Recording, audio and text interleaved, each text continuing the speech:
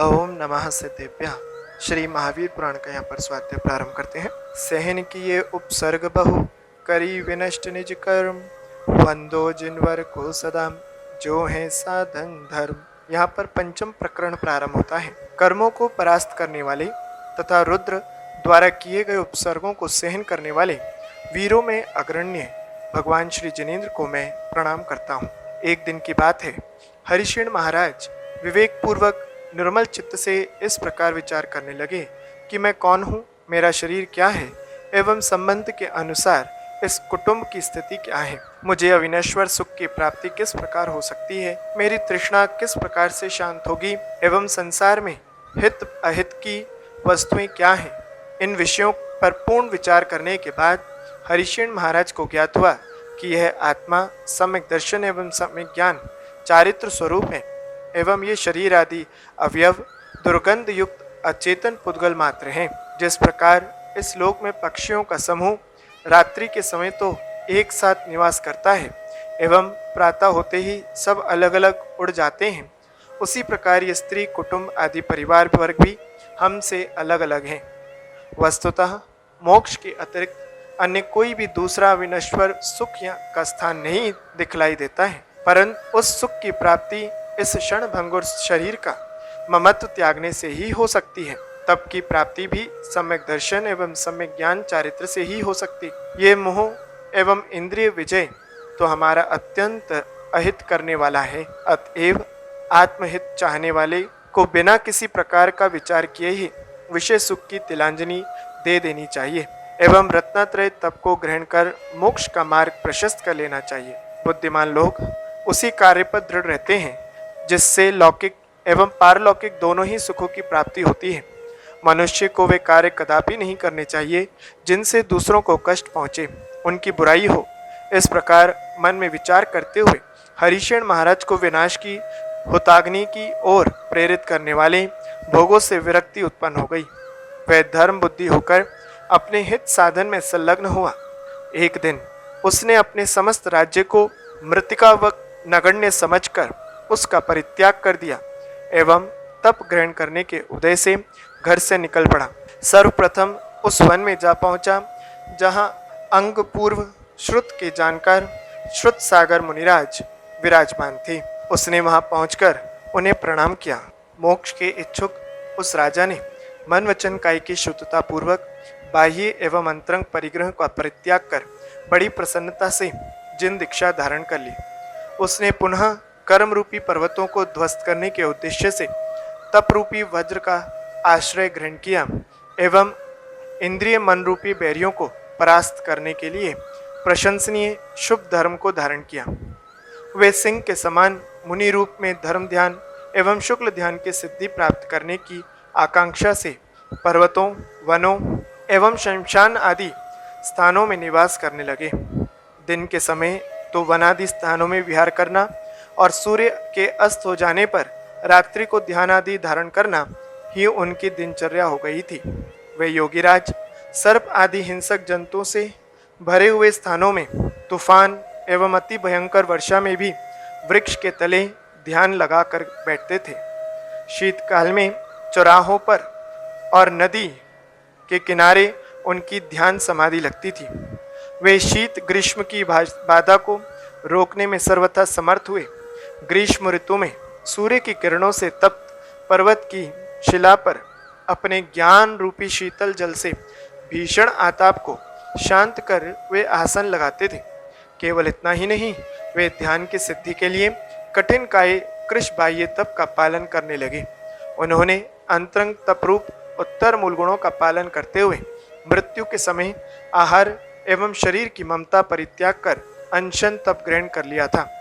बाद में वे दर्शन ज्ञान चारित्र एवं तप रूप चारों आराधनाओं का सेवन कर समाधि मरण में से प्राणों का परित्याग कर उसके फलस्वरूप महाशुक्र नामक 10वें स्वर्ग में महान रिद्धिधारी देव हुए। वहाँ अंतर्मूर्त में ही उन्हें यौवन अवस्था की प्राप्ति हो गई। वे धातुमल रहित दिव्य शरीरधारी हुए। देव रूप में उन्हें अवधि ज्ञान प्राप्त हुआ। उन्होंने पूर्वकृत धर्म के फल से प्राप्त विभूतियों का ज्ञान अपने अवधि ज्ञान से प्राप्त कर लिया। धर्म की सिद्धि के लिए वे जैन मंदिरों में जाकर सर्व जगत का कल्याण करने वाले भगवान श्री जिनेंद्र की अष्ट द्रव्यों से पूजन किया करते थे।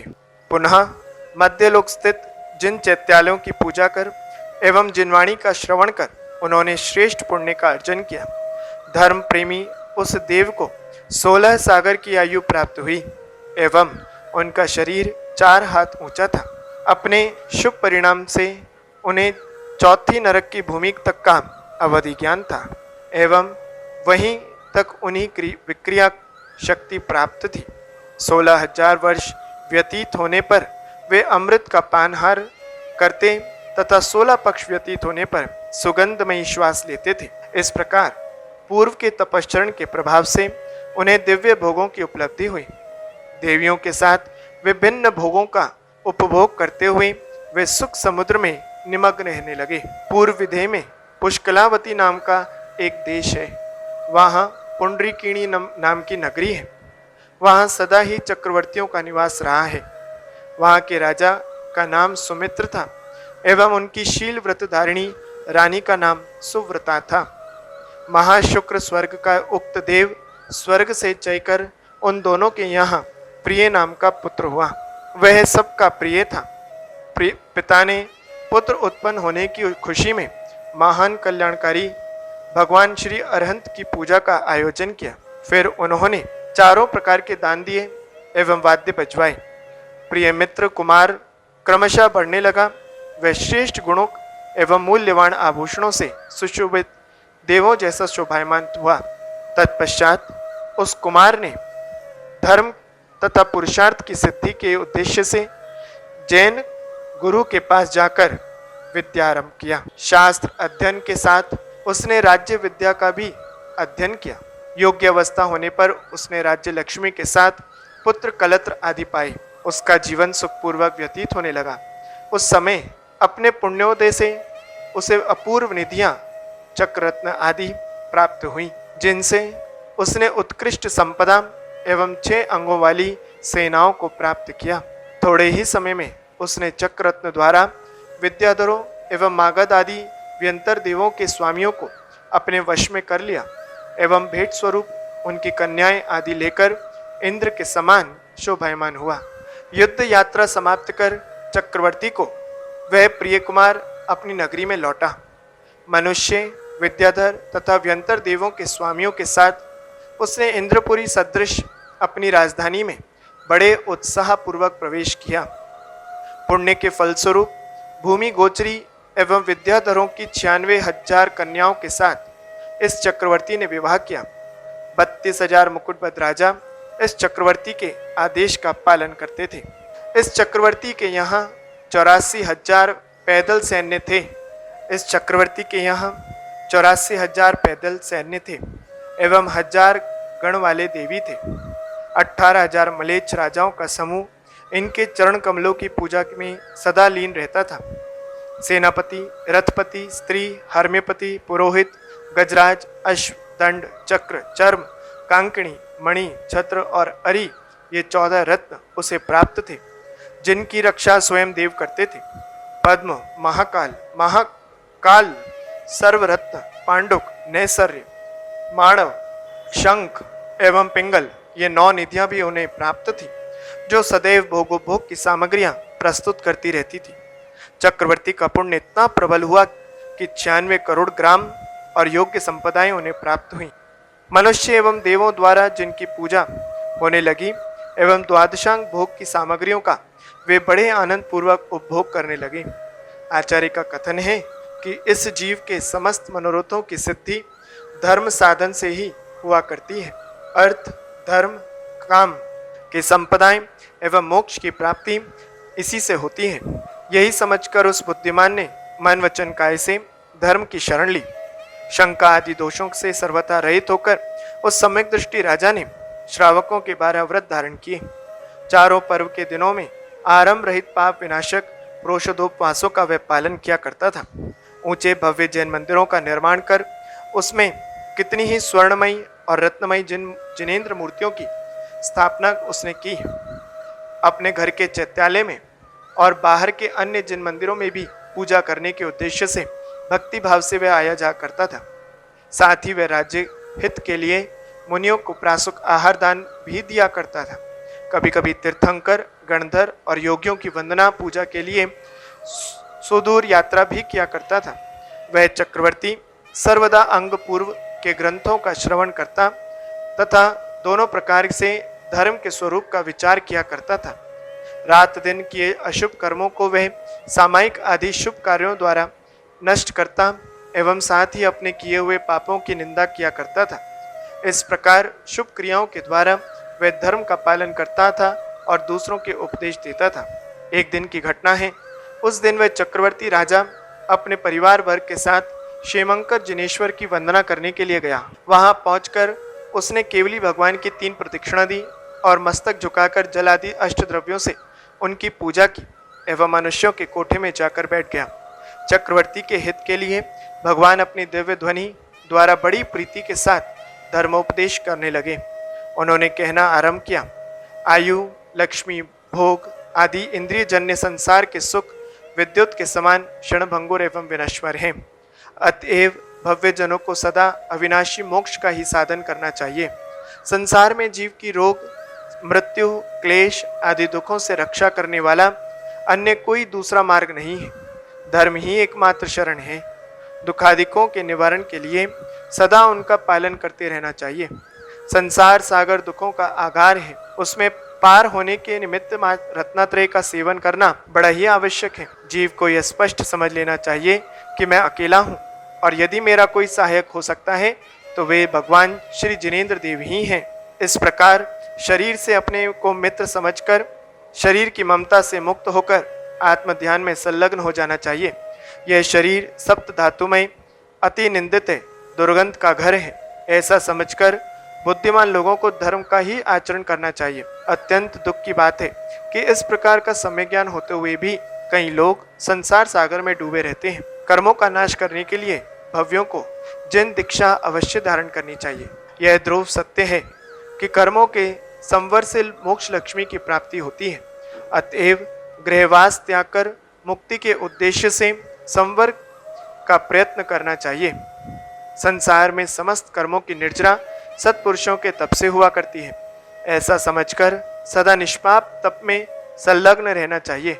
वस्तुतः इस दीन जगत को दुख का स्थान समझकर अनंत सुख प्रदान करने वाले मोक्ष की प्राप्ति के लिए संयम धारण करना चाहिए। मानव शरीर, उत्तम कुल, आरोग्यता, पूर्ण आयु, सुधर्म आदि को प्राप्त कर लेना बड़ा कठिन है। इसलिए बुद्धिमान लोगों को अपने हित साधन में सर्वदा संलग्न रहना चाहिए। केवली भगवान ने इस प्रकार त्रैलोक्य का सुख का प्रदान करने वाला तथा दुखों को विनष्ट करने वाला अमृत तुल्य धर्मोपदेश दिया। केवली भगवान ने जिस धर्म का उपदेश दिया वह सम्यक ज्ञान, चारित्र आदि तप के योग्य से तथा क्षमा आदि लक्षणों से युक्त था। उससे मोह एवं संताप का सर्वथा नाश हो जाता है। मोक्ष की इच्छा रखने वाले भव्य जीवों को मोक्ष प्राप्ति के लिए उस धर्म का पालन करते रहना चाहिए। सुखी पुरुष को सुख की वृद्धि के लिए एवं दुखी जीव को दुख को विनष्ट करने के लिए धर्म का आश्रय ग्रहण करना चाहिए।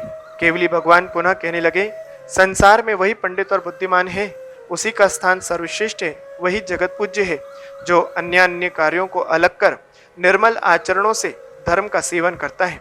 इस संसार को तथा अपनी आयु को विनश्वर समझकर बुद्धिमान लोग संसार तथा ग्रह का परित्याग कर देते हैं। भगवान के दिव्य ध्वनि का चक्रवर्ती पर ऐसा हृदयग्राही प्रभाव पड़ा कि वह लौकिक भोग एवं राज्य से एकदम विरक्त हो गया। उसने अपने मन में विचार किया, अत्यंत खेद की बात है कि मैं अज्ञान के वशीभूत होकर संसार के विषय भोगों का सेवन किया, फिर भी इंद्रियां तृप्त नहीं हुई। अतः जो लोग भोगों से लिप्त रहना चाहते हैं वे मूर्ख तेल द्वारा अग्नि को शांत करना चाहते हैं। जीव को जैसे जैसे भोगों की उपलब्धि होती जाती है उसी प्रकार उसकी तृष्णा बलवती होती चली जाती है।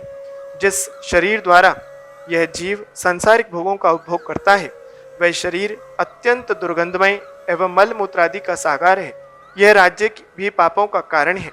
स्त्रियां पापों की खानी है और बंधु वगैरह कुटुंबीजन बंधन के समान है एवं संपदा वेश्या के समान निंदनीय है। विषय सुख हलाहल के समान है और संसार की जितनी भी वस्तुएं हैं वे सब ही सब क्षणभंगुर हैं। अधिक क्या कहा जाए, रत्नात्रय के सिवा ना तो कोई दूसरा तप है और ना कोई जीवों का हित करने वाला है। अतः अब मुझे ज्ञान रूपी खड्ग से अशुभ मोह रूपी जाल का काट देकर मोक्ष के लिए जिन दीक्षा धारण करनी चाहिए। अब तक का मेरा जीवन संयम के बिना व्यर्थ ही गया, किंतु अब उसे व्यर्थ जाने देना किसी भी दशा में कल्याणकारी नहीं हो सकता। मन में ऐसा विचार कर प्रिय मित्र चक्रवर्ती ने अपने पुत्र सर्वप्रिय को राज्य का भार सौंपकर रत्न निधि आदि सारी संपदाओं का तृणव्रत परित्याग कर दिया। उस चक्री ने मिथ्यात्वादी परिग्रहों का सर्वथा परित्याग कर मुक्ति रूपी लक्ष्मी प्रदान करने वाली अरहंत देव की कही गई जिन दीक्षा धारण की, वह दीक्षा तीन लोक में देव, तिर्यंच एवं मिथ्यात्वी मनुष्यों को दुर्लभ है। उस चक्रवर्ती के साथ संवेग आदि गुण वाले हजारों राजा भी दीक्षित हुए। उन महामुनि ने प्रमाद रहित हो 2 प्रकार का कठिन तप प्रारंभ किया। उन्होंने उत्तर गुण एवं मूल गुण का उत्तम रीति से पालन किया। वे मन वचन काय की गुप्ती से कर्मों के आश्रव को रोकने लगे। निर्जन वन, पर्वत और गुफाओं में वे ध्यान लगाते थे। उन्होंने अनेक देश, नगर एवं ग्रामों में विहार करना प्रारंभ किया। वे महामुनि भव्य जीवों के हित के लिए परम पावन जैन धर्म के तत्वों का उपदेश करने लगे। उनके प्रभाव से जैन मत की प्रभावना सर्वत्र फैली। अंत में चारों प्रकार के आहारों का परित्याग कर उन्होंने मन वचन काय से योगों को रोककर संन्यास धारण कर लिया। वे अपने सामर्थ्य से शुद्धा, त्रिषा आदि 22 परिचयों को प्रसन्नचित्त होकर सहने लगे। उन मुनीश्वर ने चारों आराधनाओं का पालन कर प्रसन्नचित्त होकर अपने प्राणों का विसर्जन किया। तत्पश्चात वे मुनि तप से उपार्जन किए पुण्य के उदय से सहस्रार नाम के 12वें स्वर्ग में सूर्य प्रभ नाम का देव हुआ। उन उत्पन्न होने से थोड़ी देर बाद ही वे यौवनस्था को प्राप्त हो गए। उन्हें अवधि ज्ञान से पूर्व जन्म के तप का प्रभाव संपूर्ण रूप से परिज्ञान हुआ। वह देव अत्यंत धर्मानुरागी हुआ। वह धर्म की प्राप्ति के लिए जिन प्रतिमाओं के दर्शन के लिए गया, वहाँ परिवार वर्ग के साथ उसने पापों को विनष्ट करने वाली जिन बिंबों की पूजा की। वह सदा अपनी इच्छा से चैत्य वृक्षों के नीचे प्रतिष्ठित की गई अरहंत प्रतिमा की पूजा किया करता था। केवल यही नहीं, वह दोनों लोक में जा जाकर अकृत्रिम चैत्यालयों की पूजा करने लगा। एक दिन उसने नंदीश्वर द्वीप में जाकर तीर्थंकर और मुनीश्वरों की पूजा की, वंदना की। वह बड़ी प्रसन्नता के साथ अपने स्थान को लौटा। उस देव ने पुण्य से प्राप्त हुई लक्ष्मी, अप्सरा तथा विमान आदि विभूतियों को ग्रहण कर इंद्रिय तृप्ति करने वाले महान भोगों का उपभोग करना आरंभ कर दिया। उसे सप्त धातु वर्जित 3.5 हाथ का दिव्य शरीर और 18 सागर की आयु प्राप्त हुई। 18,000 वर्ष व्यतीत हो जाने पर वह देव कंठ से झरने वाले अमृत का पान करता था एवं 9 मास के पश्चात श्वासोश्वास लेता था। उसे अवधि ज्ञान से चौथे नरक तक की जानकारी एवं विक्रिया करने की शक्ति प्राप्त थी। वह अपने देवियों के साथ वन और पर्वतों पर क्रीड़ा करने में रत हुआ। कहीं वाद्यों की सुमधुर ध्वनि से, कहीं महामनोहर गीतों से, कहीं देवांगनाओं के श्रृंगार दर्शन से, कभी धर्म चर्चा से, कभी केवली भगवान की पूजा से, कभी तीर्थंकरों के पंचकर्णक आदि उत्सवों से प्रसन्न चित्त होकर वह समय व्यतीत करने लगा। इसी जम्बूद्वीप में भरत क्षेत्र में एक अत्यंत रमणीक नगर है। धर्म की कहानी उस नगर का नाम छत्राकार है। उस समय नगर का राजा नंदीवर्धन था। वीरवती नाम की उसकी सुशीला रानी थी। उक्त देव स्वर्ग से चयकर उन दोनों के नंद नाम का पुत्र हुआ। उसके सौंदर्य तथा गुणों से सारे नगर को प्रसन्नता हुई। उसका जन्म महोत्सव बड़े आनंद से मनाया गया। वह बालक चंद्रकला की भांति बढ़ने लगा। क्रम से उसने शास्त्र विद्या और शस्त्र विद्या का अध्ययन किया। उसकी प्रतिभा यहाँ तक बढ़ी कि वह देवों के सदृश गुणी लगने लगा। अनंतर यौवन अवस्था में अपने पिता द्वारा राज्य पद पाकर वह विभिन्न प्रकार का भोगों का उपभोग करने लगा। उसने निशंक आदि गुणों के साथ निर्मल सम्यक्त को धारण किया। श्रावकों के 12 व्रतों का वह अच्छी तरह से पालन करने लगा। वह राजा नंद पर्व के दिनों में आरंभ रहित उपवास करता हुआ मुनि वर्ग की बड़ी भक्ति से प्रीति कर आहार दान दिया करता था। धर्म की वृद्धि के लिए वह जनालयों में श्री जिनेन्द्र देव की पूजा एवं गणधर आदि योगियों के विहार में भी जाया करता था। वस्तुतः धर्म से मनोवांछित फल की प्राप्ति हुआ करती है। उससे धर्म के संसार के एक सुख तो उपलब्ध होते ही हैं, एवं संसार सुख को इच्छा त्याग देने से अविनाश्वर स्वर्ग सुख की भी प्राप्ति होती है। ऐसा विचार कर उसने लोक परलोक में सुख की प्राप्ति के उद्देश्य से समस्त सुख का मूल धर्म का सेवन करना आरंभ कर दिया। वह स्वयं शुभ आचरण करता हुआ दूसरों को प्रेरित भी करता था। धर्म के फल से प्राप्त हुए समग्र सुखों का उपभोग करता हुआ वह अपना समय व्यतीत करने लगा। निर्मल चरित्र के संबंध में से राजा नंद को उत्तम भोगों की उपलब्धि हुई। ओम नमः।